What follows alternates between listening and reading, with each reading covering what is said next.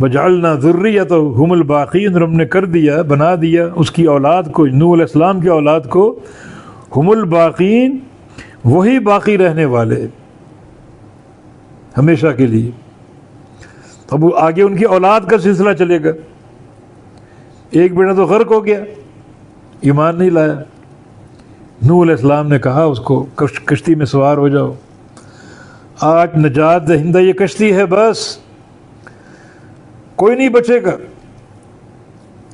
یہ اللہ کا پیغام اور اس کی وحی ہے، نجات آج کون پائے گا جو کشتی میں سوار ہو جائے۔ یا بنی ارکب معنا، بیٹا سوار ہو جاؤ، بیٹا ہمارے ساتھ آ جاؤ، نجات اسی میں۔ بیٹے نے اپنی عقل اور حجت کی بات کی، سآوی الی جبل یعصمنی من الماء، وہ پہاڑ کی اتنی اونچی چوٹی، اس پہ چڑھ جاؤں گا، پانی سے بچ جاؤں گا، پانی وہاں کہاں پہنچے گا؟ فرمایا کہ نہیں، آج اللہ کے عذاب سے کوئی بچانے والا نہیں ہے، بچے گا وہی جو کشتی میں سوار ہو جائے۔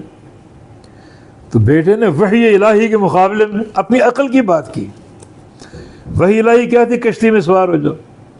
اس نے کہا نہیں، یہ پہاڑ کی چوٹی اس سے کہیں اونچی ہے، چڑھ جاؤں گا اور بچ جاؤں گا۔